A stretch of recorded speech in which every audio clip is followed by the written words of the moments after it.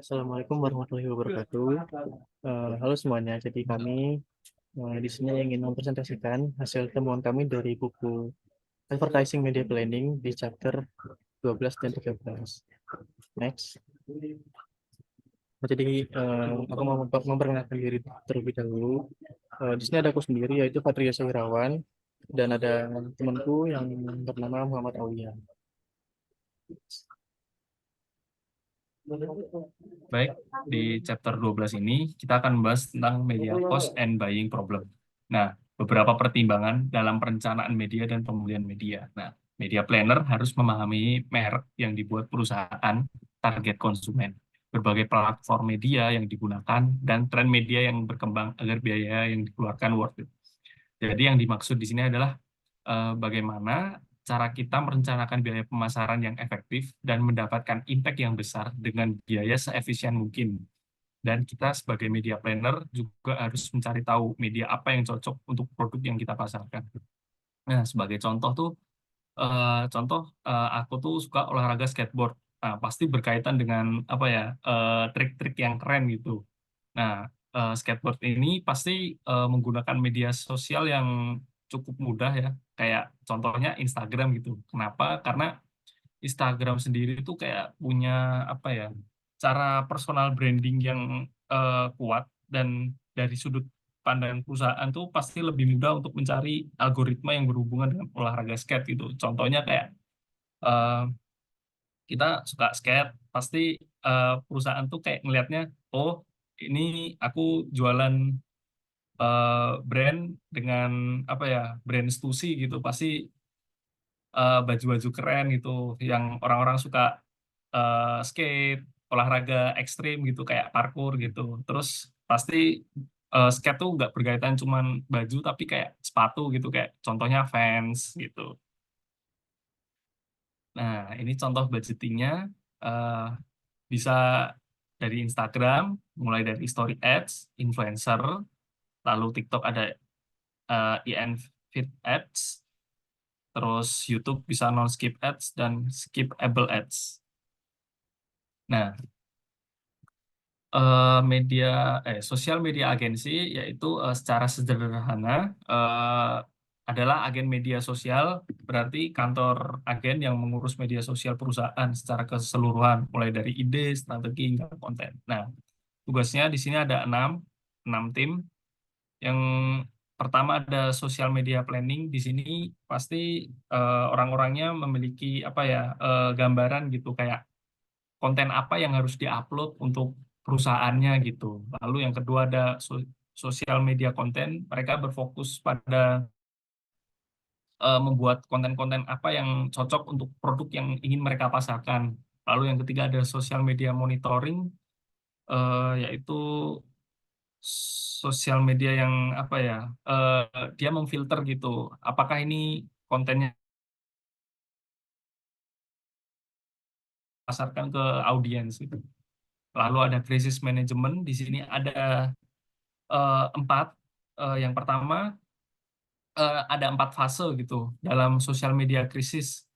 Yang pertama ada fase persiapan, kedua ada fase respon, yang ketiga ada fase menenangkan, dan yang terakhir fase pemulihan. Jadi yang pertama itu fase persiapan, di mana kita harus paham ketika kita memasarkan produk itu melalui ads atau apa, kita harus tahu karena eh, apa ya, kita nggak tahu kemungkinannya kalau mungkin produk kita itu kurang bagus gitu. Kita punya produk baru, kita pasarkan, terus kayak kecewa gitu. Terus kayak kita paham nih kayak, oh kalau nanti ini produk gagal kita harus apa, kalau berhasil kita harus apa gitu. Lalu yang kedua ada pas respon. Di sini kita apa ya, punya apa ya, statement yang harus dipertahankan gitu mengenai produk kita, dan selalu memberikan informasi yang transparan. Jadi biar audiens tidak miskom gitu sama apa ya, produk yang mereka beli gitu. Jadi kayak butuh apa ya, kayak transparansi gitu. Kayak contohnya kayak Honda kemarin mengenai ESAF gitu. Lalu fase menenangkan, di mana fase ini bukan hanya meminta maaf gitu, tetapi produk atau brand juga perlu apa ya, melakukan aksi gitu, entah selalu update atau mencari solusi gitu, biar apa ya, jadi loyalitas pelanggan terjaga, rasa kepercayaan perusahaan tuh tetap terjaga itu. Lalu fase pemulihan, di mana fase ini kita harus juga memberikan tanggapan dan komunikasi yang positif ke audiens guna menjaga loyalitas pelanggan, dan kita juga fokus pada reputasi jangka panjang. Perencanaan media. Pemasar melakukan perencanaan media untuk menentukan waktu, tempat, dan intensitas iklan untuk mendapatkan branding yang optimal. Ini karena kemajuan dalam dunia periklanan dan pemasaran, sehingga pemasar harus dapat menyampaikan pesan yang tepat kepada pelanggan di waktu yang dan saluran yang tepat supaya merek dapat dikenal dengan baik oleh khalayak ramai. Di sini waktu juga sangat berpengaruh dalam pemasaran karena orang-orang juga memiliki waktu di mana mereka membuka media sosial gitu untuk mencari konten yang menghibur dan juga mengedukasi. Dan semua juga tergantung pada perusahaan. Apakah waktu pemasarannya pun beragam mulai dari jam istirahat sampai jam pulang kantor gitu. Atau kayak selesai kerja lah. Biasanya seseorang tuh contohnya kayak orang pengen nyari baju gitu yang tren terus keren gitu, pasti kayak bukanya mungkin Instagram gitu. Kenapa Instagram? Kayak mungkin point of view-nya lebih besar daripada TikTok gitu. Jadi kayak, oh kayaknya Instagram lebih gampang nih. Nah, jadi di situ pun perusahaan juga paham gitu kayak, oh ya kayaknya Instagram cocok nih karena di berandanya itu eh, sudut pandangnya lebih banyak gitu, gambarnya lebih banyak. Jadi kita mungkin pemasarannya melalui Instagram, sedangkan kalau TikTok tuh kayak kita harus scroll gitu, kayak harus satu-satu gitu. Jadi kayak mungkin perusahaan juga tahu gitu akan pertimbangan yang harus mereka pasarin gitu. Lalu di sini ada media cost. Di bidang biaya media, istilah cost per purchase atau CPP mengacu pada kondisi di mana pengiklan membeli ruang iklan dan biaya yang ditentukan untuk menjangkau audiens. Untuk mengetahui biaya media, kita harus memahami biaya jaringan dibanding dengan tempat. Perbedaan dalam ketersediaan media penyiaran umum dan perubahan yang terjadi dari waktu ke waktu. Biaya perencanaan media selalu berubah. Jadi CPP dihitung dari informasi yang diberikan khalayak sasaran seperti wilayah geografis, distribusi komersil, waktu sasaran, dan instruksi promosi. CPP harus didasarkan pada hubungan khalayak sasaran dengan tim perencanaan, pengalaman pasar, dan pandangan masa depan. Misalnya demografi yang tertarik dengan media sosial, iklan IG, YouTube, iklan TikTok, harus mempertimbangkan penggunaan media sosial di pasar lokal. Nah, di sini contoh kasusnya eh, kami mengambil dari Miniso ya, terkenal dengan retailnya gitu. Dia mengiklankan produknya di berbagai media, terutama di Instagram dan TikTok. Seringkali merek ini memasang iklan di Instastory dan postingan aplikasi tersebut untuk memberi orang kesempatan untuk melihat mereknya.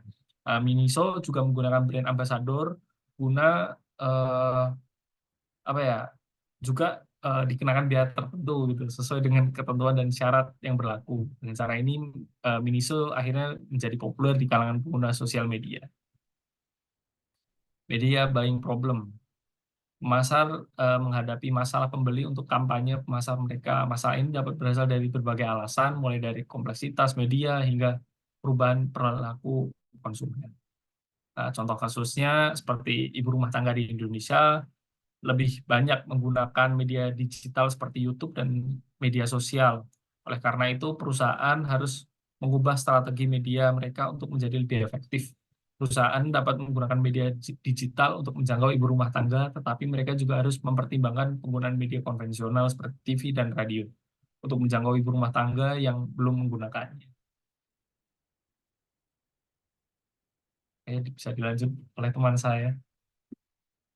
Oke, selanjutnya masuk ke chapter 13 yang mengenai setting and allocation budget.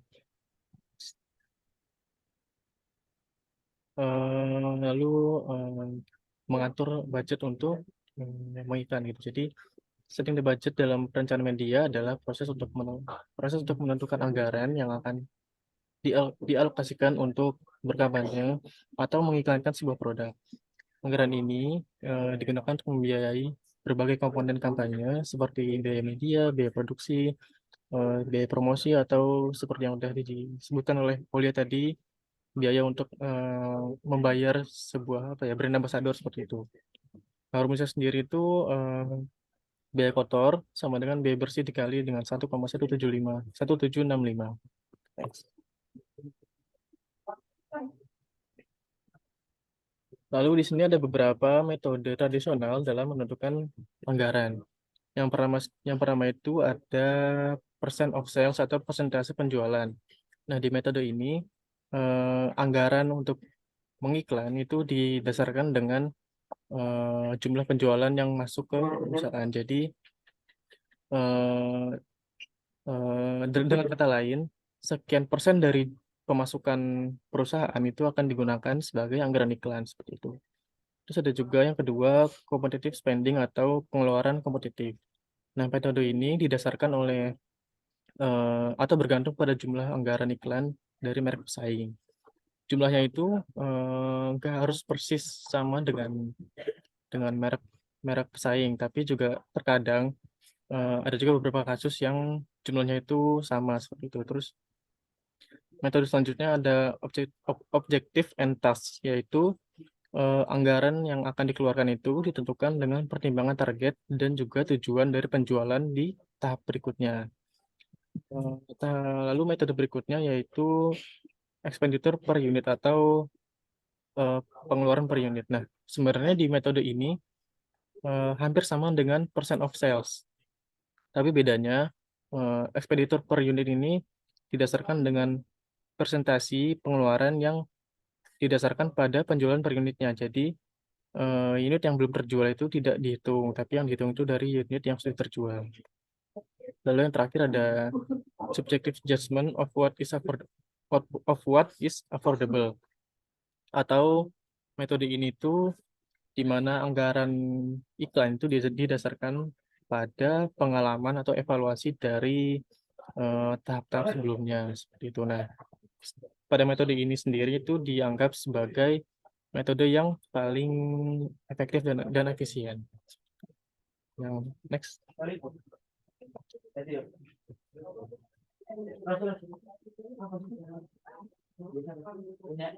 Selanjutnya ada metode eksperimental dalam menetapkan anggaran.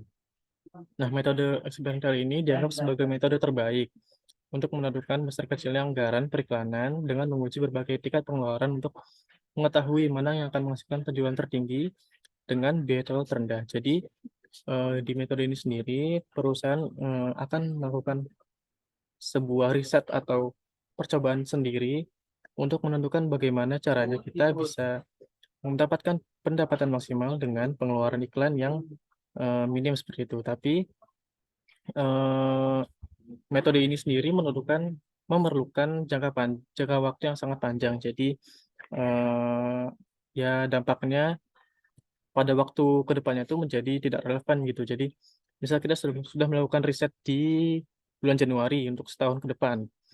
Nah, itu bisa bisa aja di bulan-bulan pertengahan atau bulan Juli Agustus itu metode itu tuh udah metode atau riset yang sebelumnya itu tuh udah nggak relevan lagi seperti itu. Jadi metode ini bisa dibilang jarang digunakan seperti itu. Selanjutnya, next. Oke, di sini ada faktor-faktor dalam menentukan besarnya anggaran periklanan.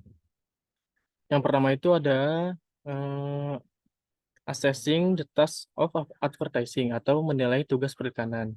Jadi faktor ini tuh kita harus menentukan bagaimana kinerja kita, bagaimana hasil kita di strategi sebelumnya sebelum menentukan strategi periklanan ke depannya. Terus selanjutnya ada long term and short term goals. Jadi faktornya juga cukup penting ya. Jadi kita harus menentukan terlebih dahulu tujuan kita dalam jangka pendek maupun jangka panjang sebelum kita menentukan strategi periklanan. Terus selanjutnya ada margin keuntungan atau profit margin. Jadi dari jumlah profit yang kita dapatkan itu pasti ada persentase atau ada sisa yang kita anggarkan untuk melakukan periklanan. Jadi faktor dari keuntungan yang kita dapatkan juga bisa menjadi apa ya dasar yang kita gunakan untuk menentukan langkah berikutnya seperti itu. Terus eh, ada tingkat ada tingkat penggunaan produk atau degree of product usage. Jadi kita menilai bagaimana sih produk kita tuh digunakan oleh konsumen seperti itu. Jadi kalau misalnya kita punya produk yang penggunaannya itu kurang efektif, jadi kita juga harus melakukan strategi berikutnya bagaimana cara kita menciptakan produk yang efektif digunakan pada konsumen seperti itu. Terus selanjutnya ada effect of increased sales volume on product cost. Jadi ini tuh pengaruh peningkatan volume penjualan terhadap biaya produksi. Jadi jika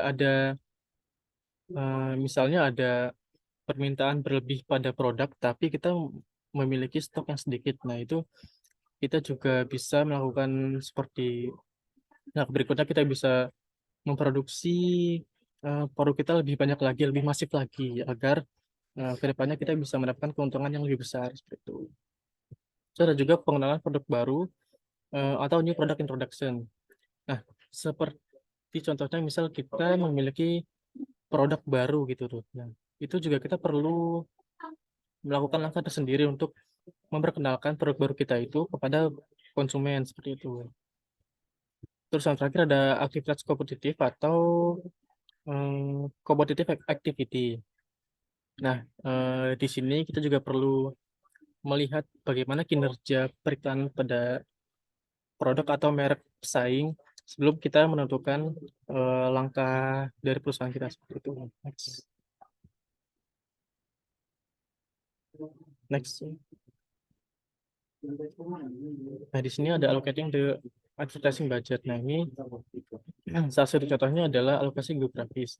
Nah, teknik alokasi anggaran ini bisa dibilang yang paling sering juga digunakan oleh perusahaan. Bagaimana kita menilai daerah-daerah mana saja yang tingkat penjualan produknya itu lemah seperti itu. Nah, di tempat-tempat seperti itulah yang kita tingkatkan periklanannya supaya kita bisa mendapatkan pasar baru, kita bisa meningkatkan penjualan kita juga seperti itu di tempat-tempat yang baru.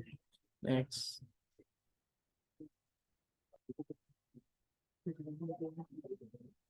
Selanjutnya ada payout planning. Nah, payout plan ini adalah anggaran yang digunakan dalam pengenalan produk baru yang membutuhkan lebih banyak uang dari biasanya. Jadi, kalau misalnya kita punya produk baru yang baru launching itu, ya pasti kita memerlukan eh, rencana anggaran tersendiri yang pastinya itu lebih besar. Karena tujuan kita kan juga memperkenalkan produk baru kita kepada konsumen yang lebih masif, yang lebih luas. Next. Nah, ini contohnya. Jadi misal harga jual per pabriknya itu $12. Nah, di sini ada rinciannya. Em, ada biaya produksi, overhead, dan penjualan merek itu misalnya modal kita adalah produksi, terus dalam penjualan mereknya itu di angka $7. Lalu kita juga menganggarkan jumlah uang yang tersedia untuk promosi dan keuntungan. Jadi misal kita anggarkan di $5. Jadi totalnya total yang sudah kita totalkan ini menjadi jumlah harga jualnya seperti itu. Next. Nah, ini contoh PO planning. Jadi, misal di suatu perusahaan retail ingin meningkatkan penjualan produk melalui iklan dan tujuan yang ditetapkan sebesar 20%, sehingga memerlukan rencana untuk mengatur anggaran yang lebih efektif. Nah, langkah-langkahnya ini yang pertama itu kita perlu analisis tujuan, seperti menetapkan KPI, menetapkan YOL, seperti itu.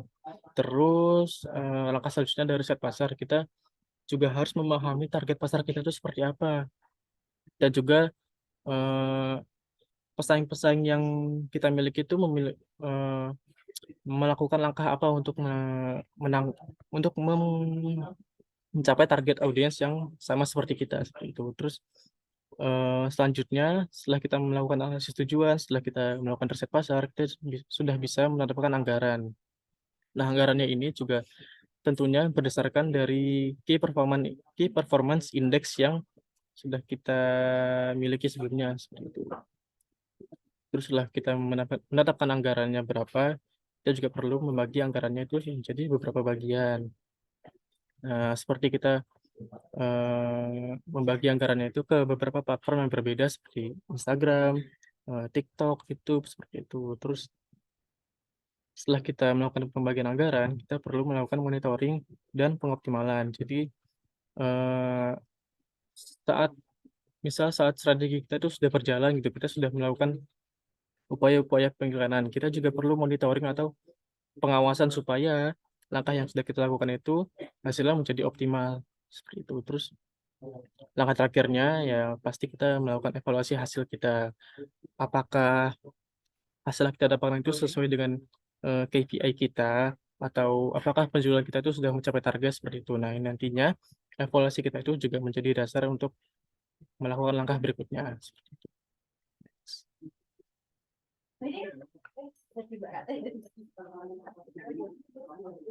Oke, terima Baik, kasih. terima Mana, kasih semuanya.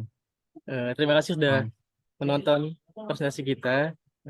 Ya kurang Terima lebihnya kasih mohon semuanya. dimaafkan. Wassalamualaikum Ya. warahmatullahi wabarakatuh.